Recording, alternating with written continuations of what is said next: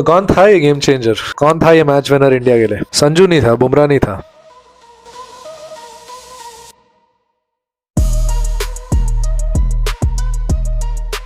England के खिलाफ ये जो मैच हुआ है ना, इसके बाद लोग संजू सैमसन की बात करेंगे, लोग जसप्रीत बुमराह का वो 18th ओवर के बारे में बात करेंगे, लोग शायद शिवम दुबे की बात करें, ईशान किशन की वो जो पार्टनरशिप लगी संजू के साथ उसकी बात करें, और एक बंदे की बात कोई नहीं कर रहा, और शायद ये बंदे ने ही मैच जिताया था आज।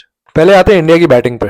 संजू सैमसन की वो इनिंग्स 89 और 40 ऑट बॉल्स जो इसने अपना फॉर्म पकड़ा है लेट इन दिस टूर्नामेंट, मतलब लाजवाब है यार। देख के मजा आ गया, दिल खुश हो गया। मतलब संजू ने दिखा दिया कि मैं पर्पल पैच में हूँ और मैं इसकी पूरी एडवांटेज लेके रहूंगा। जो नॉक उसने आज खेली है वो नॉक इंग्लैंड के जेकब बैथल ने भी खेली है। उसने बल्कि 100 बनाए and he still ended up being on the losing and. पर संजू सैमसन की ये जो इनिंग्स थी और बैक टू बैक इनिंग्स थी वाज नो लेस देन 100। हाँ, उसे चांस जरूर मिली जब हैरी ब्रुक ने मिड ऑन पे वो कैच छोड़ी, which was a pretty easy catch, but उसके बाद उसने कैपिटलाइज किया उस पे। वो solid second wicket partnership with Ishan Kishan जिसमें 97 रन बने, उसमें से 39 रन ईशान किशन के थे। और फिर आए शिवम दुबे, और Shivam Dubey not just as a batsman but also as a bowler dark horse रहे हैं इस पूरी टूर्नामेंट में, और इससे पहले भी। तो शिवम दुबे ने और संजू सैमसन ने फिर एक और पार्टनरशिप बनाई जिसमें से शिवम दुबे ने 43 रन बनाए। कुल मिला के संजू सैमसन ने 89 रन बनाए, पर जो नीचे से आके वो दो बैट्समैन ने मारा है, हार्दिक पांड्या 27 ऑफ 14 और तिलक वर्मा 21 ऑफ 7, और वो 3 छक्के जो जोफ्रा आर्चर को मारे 19th ओवर में, that also was a big game changer in this Indian batting innings. कुल मिला के इंडिया ने 253 बनाए और इस टाइम पे लग रहा था कि काफी होंगे, मतलब 253 सेमीफाइनल मैच अंडर प्रेशर बहुत ही कम बनते हैं। पर जिन्होंने भी ये इनिंग्स क्लोजली फॉलो की थी उनको पता था कि ये अच्छी बैटिंग विकेट है और वानखेड़े का ग्राउंड भी इतना बड़ा नहीं है तो छक्के पड़ सकते हैं। और फिर आई इंग्लैंड बैटिंग के लिए। इंग्लैंड ने पहले 2 विकेट तो आसानी से गवा दिए, जिसमें से जॉस बटलर आउट हुए वरुण चक्रवर्ती के खिलाफ और हार्दिक पांड्या ने लिया फिल सॉल्ट का विकेट। पर एक बंदे ने जो कमाल की, मतलब अगर ये सेमीफाइनल नहीं होता और इतना प्रेशर नहीं होता तो शायद ये गेम वो जीत भी जाते अगर थोड़ी सी और सपोर्ट मिली होती, और वो बंदे ने जो 3 कैचेस लिए नहीं लिए होते, और वो बैट्समैन था Jacob Bethel. 148 balls under pressure, looked absolutely authoritative.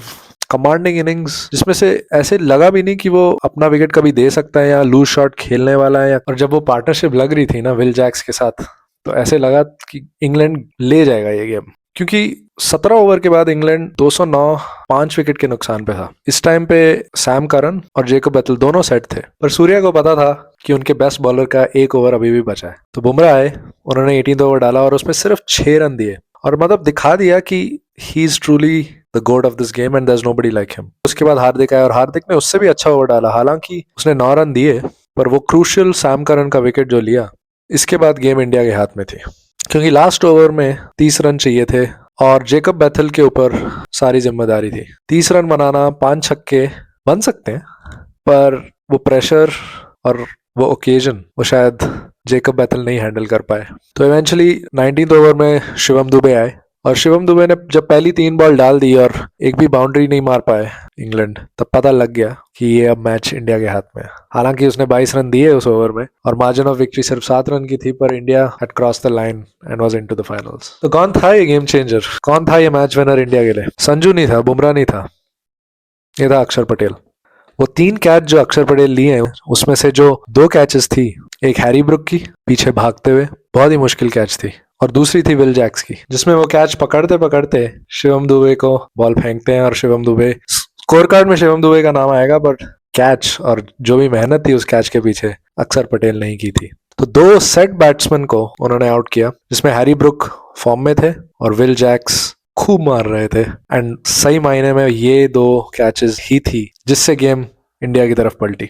पर फाइनल में जाने से पहले इंडिया की 2 प्रॉब्लम्स अभी भी हैं, और ये प्रॉब्लम्स एड्रेस करनी पड़ेगी, क्योंकि ये प्रॉब्लम हो सकती है, जिसमें एक तो है ही अभिषेक शर्मा जो इस वर्ल्ड कप में सिर्फ एक मैच के अलावा बिल्कुल नहीं चले, और दूसरे हैं वरुण चक्रवर्ती जो लास्ट 3 गेम्स में एकदम ही ऑफ कलर लगे, जिनके बॉल बैट्समैन को आसानी हो रही है पढ़ने में।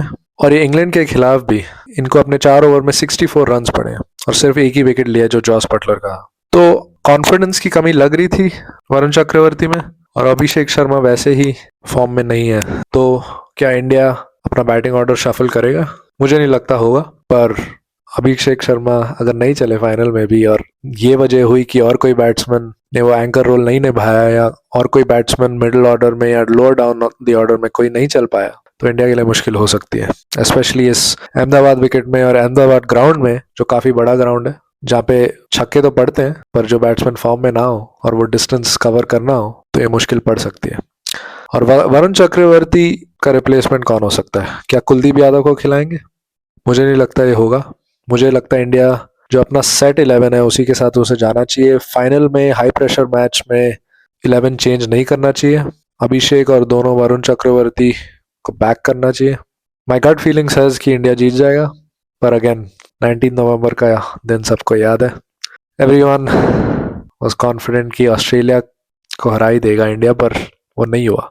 पर ये अलग टीम है, ये डिफरेंट ओकेजन है, ऑपोजिशन अलग है और होपफुली रिजल्ट भी अलग होगा।